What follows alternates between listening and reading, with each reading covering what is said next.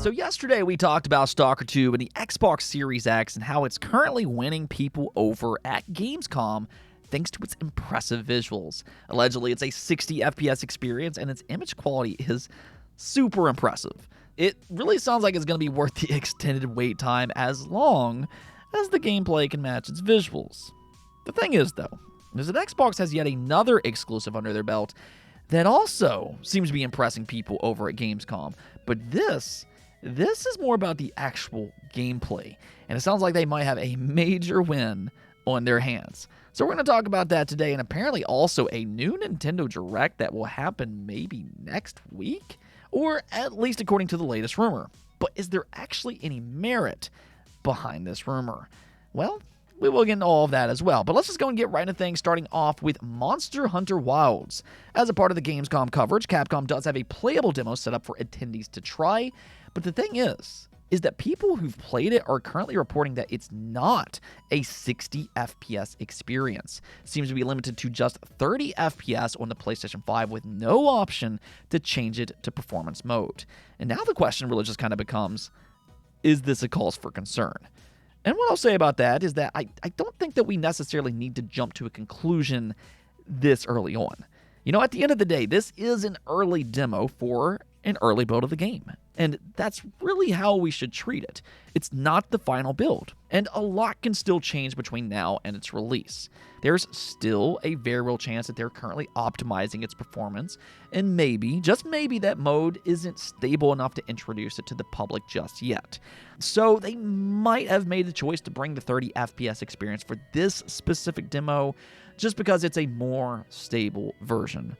So again, I don't think that we necessarily need to jump to a conclusion this early on, but all at the same time, I do understand why fans are a little bit concerned. You know, Capcom just released Dragon's Dogma 2 earlier this year, and despite it being a great game, you know, its performance wasn't exactly its strong point. So I know fans are just kind of hoping that Capcom won't repeat that with Monster Hunter Wilds, and hopefully Capcom understands they do need to do better as well.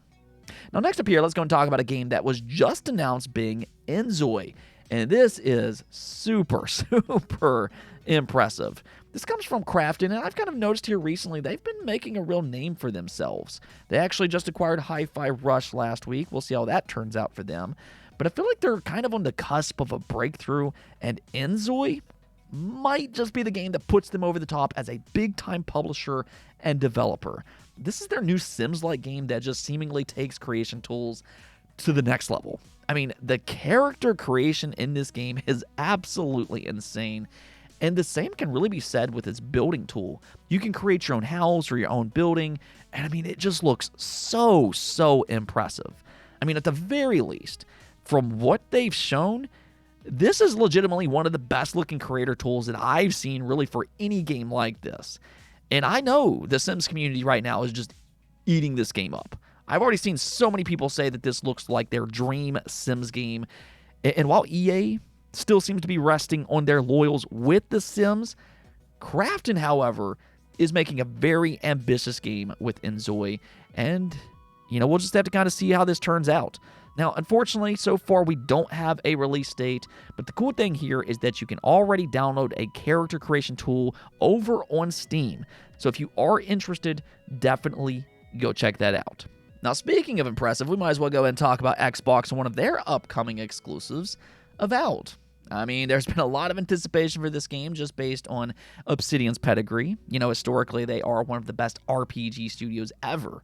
And this will be their first big game under the Xbox umbrella. Of course, they already released Grounded and Pentiment, which, interestingly enough, were both great games, just albeit they were a little bit smaller. So, I mean, again, Obsidian just knows how to make good games. So it really should come as no surprise that Avowed is currently impressing a lot of people over at Gamescom for its fun combat system. I mean, by this point, I'd really personally say that Obsidian's quickly becoming one of Xbox's most efficient and best studios.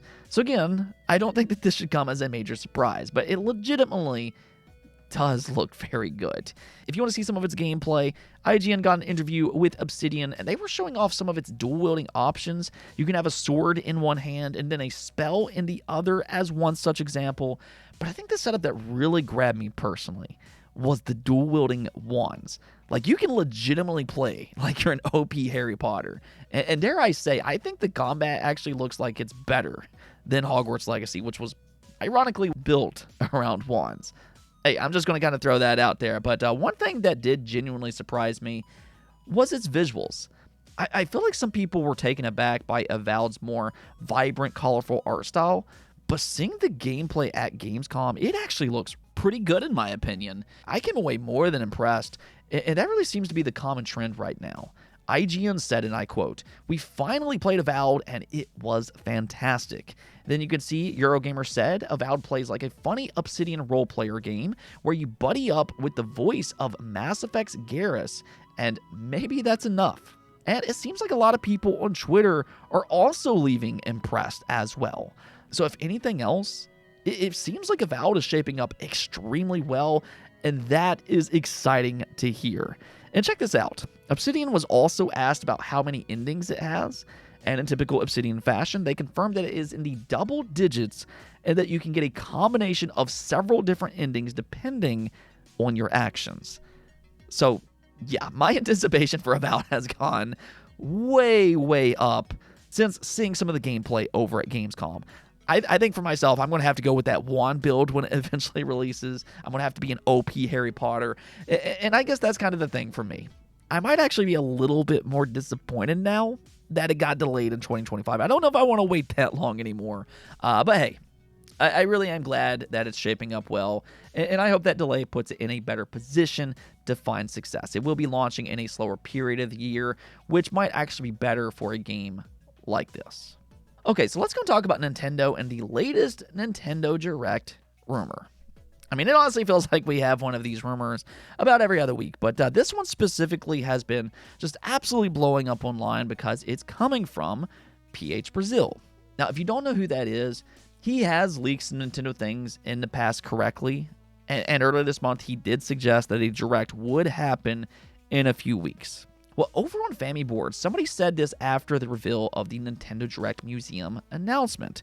It was smart of Brazil to not specify the type of presentation that he hinted at, because now he can come out and say, "I never said which type of Direct it'd be." Anyways, there's no chance he'd have a source with info on Nintendo's museum. And Brazil responded to that by saying, "I understand this attitude because most people out there are just making stuff up, but I'm not. I don't mind it on Era or elsewhere, but it does annoy me to see it here. I've given you info on every single presentation this past year and more." But to your point, no, this wasn't all I was talking about. There's more coming this month. Why would I suggest this would cause movement in the speculation thread? So interestingly, he's doubling down on the idea that Nintendo will in fact have a Direct this month.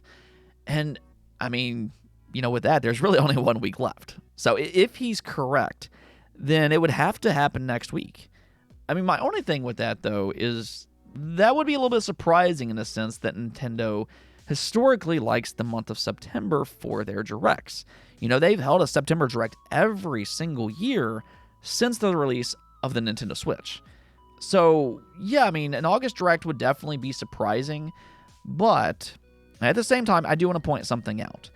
Nintendo has also frequently had Directs in the month of August, but the reason that we don't really talk about these as much is because generally, they've been smaller. As some examples, in 2023, they held a Mario Wonder Direct. In 2022, they held a Splatoon 3 Direct. In 2021, 2020, and 2019, they had an Indie World Direct. And I think you can kind of see where I'm going with this. There is actually a very real chance that a Direct will happen this month in August. But at the same time, even if that turns out to be true, just based on what history has told us, I'd maybe go in with some kind of caution that it's not necessarily going to be a big Direct. There is a very good chance that this will be a smaller Direct. This could simply be a Zelda Echoes of Wisdom Direct, or it could be a Mario and Luigi Brotherhood Direct, as two such examples. It could even be another Indie World. But either which way, just based on history, I'd maybe go ahead and keep my expectations low. For me, I'd say that a general Direct still seems more likely for the month of September. Anyways, though, that's going to be it for this episode, but until next time, subscribe and peace out.